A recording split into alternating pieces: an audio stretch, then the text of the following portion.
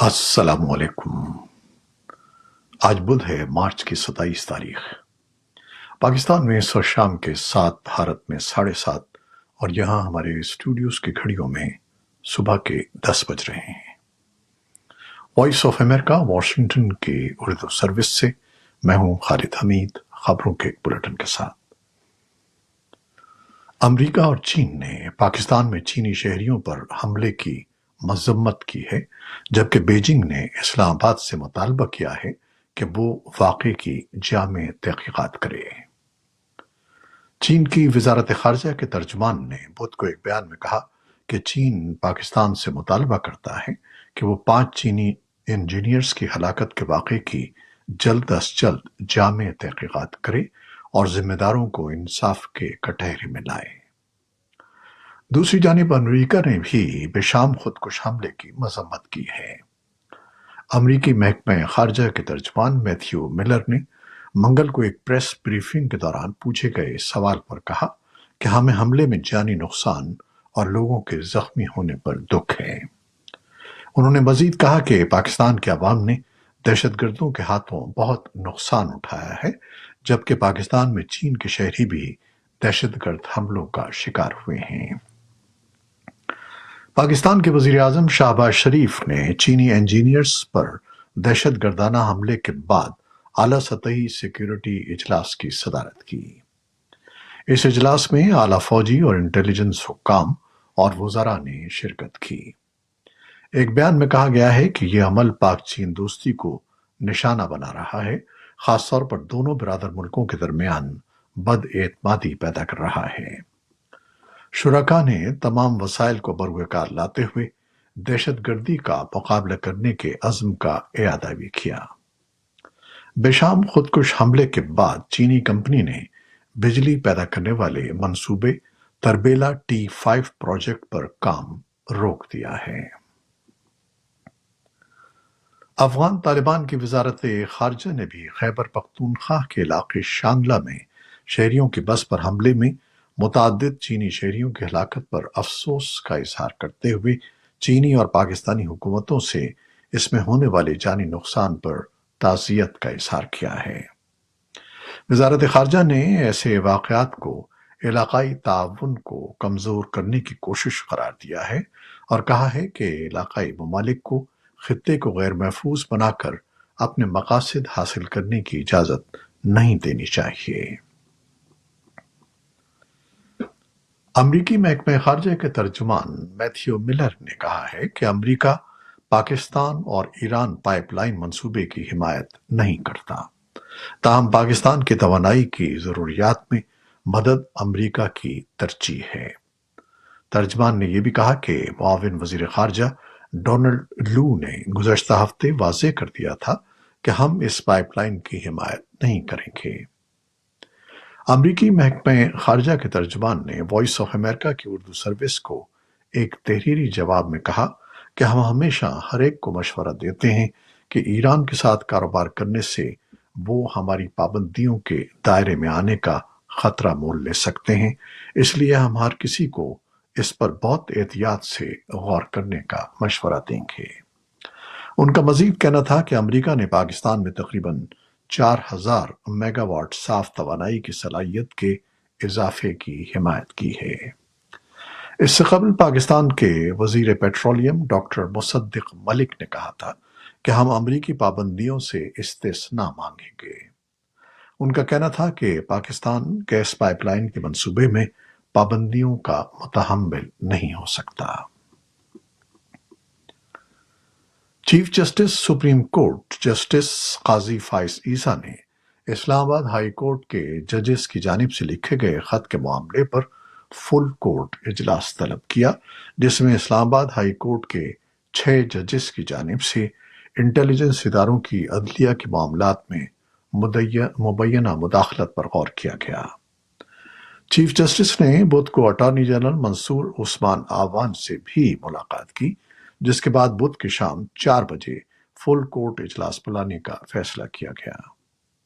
اسلام آباد high court کے 6 ججز کی طرف سے سپریم جوڈیشل کونسل کو خفیہ اداروں کی طرف سے عدالتی معاملات میں مداخلت کے حوالے سے خط لکھنے کے بعد ملک بھر کی بار ایسوسی ایشنز نے عدالتوں کے ججز کے ساتھ کھڑے ہونے کا اعلان کیا۔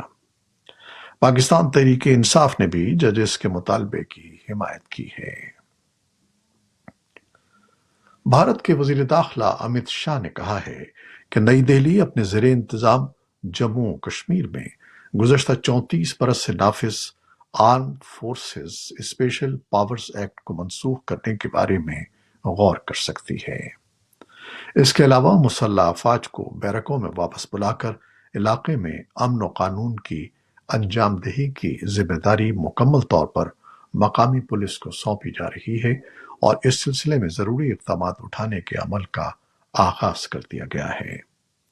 امت شاہ جموں و کشمیر کے ایک نجی ٹیلی ویژن چینل گلستان نیوز کو دیے گئے ایک انٹرویو میں بات کر رہے تھے۔ حزب اختلاف کی جماعتوں نے امت شاہ کے اس بیان پر محتاط رد عمل کا اظہار کرتے ہوئے کہا ہے کہ بھارتی حکومت کو یہ قدم بہت پہلے اٹھانا چاہیے تھا۔ تاہم بعض اپوزیشن لیڈروں نے، جن میں سابق وزیر اعلیٰ اور نیشنل کانفرنس کے نائب صدر عمر عبداللہ بھی شامل ہیں، انہوں نے کہا ہے کہ ہو سکتا ہے کہ بھارتی وزیر داخلہ کا یہ بیان ایک انتخابی اسٹنٹ ہو۔ بھارتی وزارت خارجہ نے بدھ کو کہا کہ حزب اختلاف کے اہم رہنما اور دہلی کے وزیر اعلیٰ اروند کیجریوال کی گرفتاری پر امریکہ کی طرف سے دیے گئے بیان پر بھارت نے سخت اعتراض کیا ہے۔ وزارت نے ایک بیان میں کہا کہ بھارت کا قانونی عمل ایک آزاد عدلیہ پر مبنی ہے جو معروضی اور بروقت نتائج کے لیے پرعزم ہے۔ اس پر الزامات لگانا مناسب نہیں ہے۔ خبر رساں ادارے AFP کے مطابق بھارت نے امریکی سفیر کو بھی طلب کیا۔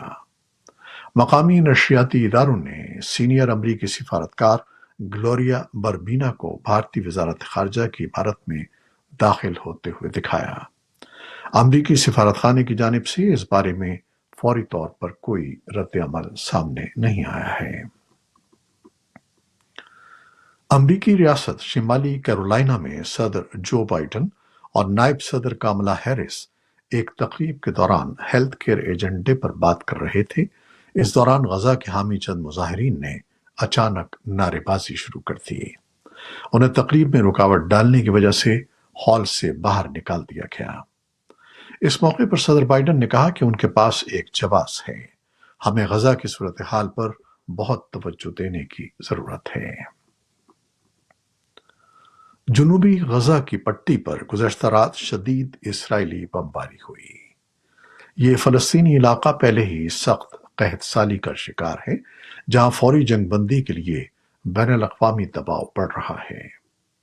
محصور غزہ کو امداد کی اشد ضرورت ہے اور امریکہ نے کہا ہے کہ وہ فضا سے امداد گرانا جاری رکھے گا۔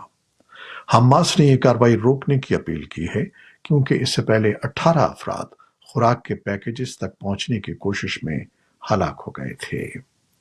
اس علاقے میں تقریباً 15 لاکھ لوگ محصور ہیں۔ بہت سے لوگ مصر کی سرحد کی طرف چلے گئے ہیں۔ اسرائیل اور حماس دونوں متحارب فریقین کے حکام قطر میں بالواسطہ ثالثی میں بات چیت کر رہے ہیں، جس کا مقصد جنگ بندی اور یرغمالیوں کی رہائی پر اتفاق کرنا ہے۔ تاہم حماس اور نیتن یاہو دونوں نے کہا ہے کہ مذاکرات ناکام ہو رہے ہیں اور وہ ایک دوسرے کو مورد الزام ٹھہرا رہے ہیں۔ قطری وزارت خارجہ کے ترجمان ماجد الانصاری نے کہا کہ اس ہفتے بات چیت جاری ہے۔ لبنان کے عسکریت پسند گروپ حزب اللہ نے بدھ کے روز کہا ہے کہ اس نے منگل کو جنوبی لبنان پر اسرائیلی حملوں کے جواب میں لبنان کی سرحد کے قریب ایک شمالی اسرائیلی قصبے کریت شمونا پر درجنوں راکٹ داغے ہیں۔ اسرائیل کی ایمرجنسی سروسز تنظیم میگن ڈیوڈ ایڈم کے مطابق ان راکٹ حملوں میں ایک 25 سالہ جوان ہلاک ہو گیا۔ امریکی شہر بالٹیمور ہاربر میں فرانسس اسکاٹ پل گرنے کے حادثے کے بعد حکام نے خدشہ ظاہر کیا ہے کہ پوتاپسکو دریا کے برفیلے پانی میں لاپتہ 6 افراد کے زندہ ملنے کی کوئی امید نہیں ہے۔ حادثے کے وقت 8 ورکرز پل پر کام کر رہے تھے جب کارگو جہاز کے ٹکرانے کے بعد وہ اور ان کی گاڑیاں دریا میں جا گریں۔ 2 افراد کو ریسکیو کر کے ہسپتال پہنچا دیا گیا۔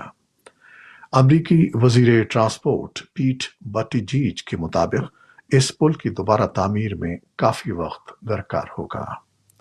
صدر جو بائیڈن نے اس حادثے کے بعد حکومت کی مکمل سپورٹ کا وعدہ کیا ہے۔ مشرقی یوکرین میں حکام نے بدھ کو بتایا کہ خارکیف پر روسی حملوں میں 4 افراد زخمی ہوئے ہیں، جبکہ ماسکو نے کہا کہ اس نے یوکرین کے راکٹوں کے ایک بیراج کو مار گرایا۔ خارکیف میں حالیہ بمباری سے ہزاروں افراد بجلی سے محروم ہو گئے ہیں۔ خارکیف کے گورنر اولیگ سینیگوبوف نے سوشل میڈیا پر کہا کہ علاقے کے قصبوں اور دیہاتوں پر توپخانے اور راکٹوں سے کیے گئے الگ الگ حملوں میں 3 مرد اور 1 خاتون زخمی ہوئے ہیں۔ روس نے اعلان کیا کہ اس کے فضائی دفاعی نظام نے سرحدی شہر بیلگراڈ کے قریب 18 راکٹ مار گرائے ہیں۔ روس کے ریاستی تفتیش کاروں نے بدھ کے روز کہا کہ وہ پارلیمنٹ کے ارکان کی طرف سے اس درخواست کا جائزہ لیں گے کہ امریکہ اور دیگر مغربی ممالک کی طرف سے روس کے خلاف منظم مالی اعانت اور دہشت گردی کی کارروائیوں کی تحقیقات کی جائیں۔ روس کی F S B security agency کے ڈائریکٹر نے منگل کو کہا کہ انہیں یقین ہے کہ یوکرین امریکہ اور برطانیہ کے ساتھ مل کر ماسکو کے مضافات میں واقع ایک کنسرٹ ہال پر حملے میں ملوث تھا، جس میں کم از کم 139 افراد ہلاک ہوئے ہیں۔ برطانیہ کے وزیر خارجہ ڈیوڈ کیمرون نے ایکس پر ایک بیان میں روس کے اس دعوے کو سراسر جھوٹ قرار دیا کہ اس حملے میں مغرب اور یوکرین ملوث ہیں۔ داعش نے ماسکو فائرنگ کی ذمہ داری قبول کر لی ہے۔ واشنگٹن اور پیرس نے کہا ہے کہ ان کے پاس انٹیلیجنس معلومات ہیں جو اس بات کی تصدیق کرتی ہیں کہ اس حملے کے پیچھے عسکریت پسند گروپ کا ہاتھ تھا۔ 8 اپریل کے مکمل سورج گرہن کو دیکھنے کے لیے 10 لاکھ سے زیادہ افراد کی نیاگرا فالز آمد متوقع ہے، جس کی وجہ سے وہاں کے کاروباری مراکز بھرپور تیاریوں میں مصروف ہیں۔ کینیڈا میں 1979 اور امریکہ میں سن 2017 کے بعد یہ مکمل سورج گرہن ہوگا۔ 8 اپریل کو سورج گرہن جنوبی بحر الکاہل سے شروع ہوگا، جس کے بعد وہ میکسیکو اور 15 امریکی ریاستوں سمیت کینیڈا میں بھی دیکھا جائے گا۔ امریکہ میں مکمل سورج گرہن آئندہ 2044 میں دیکھا جائے گا۔ یہ تھی وہ خبریں جو فیس بک لائیو پر ہم نے آپ کے لیے پیش کی۔ ہماری ویب سائٹ، یوٹیوب اور پوڈ کاسٹ پر یہ بلیٹن آپ کے لیے پوسٹ کر دیا جاتا ہے۔ آپ ہمارے بلیٹن کو شیئر کرتے ہیں اور اپنے کمنٹس میں اپنی محبتوں کا اظہار کرتے ہیں، جس کے لیے ہم آپ کے بےحد ممنون ہیں۔ اپنی ان محبتوں کو جاری رکھیے گا۔ نیوز پروڈیوسر عائزہ عرفان اور نیوز ایڈیٹر بہجت جیلانی کے ساتھ خالد حمید کو اب اجازت دیجیے گا۔ اللہ حافظ۔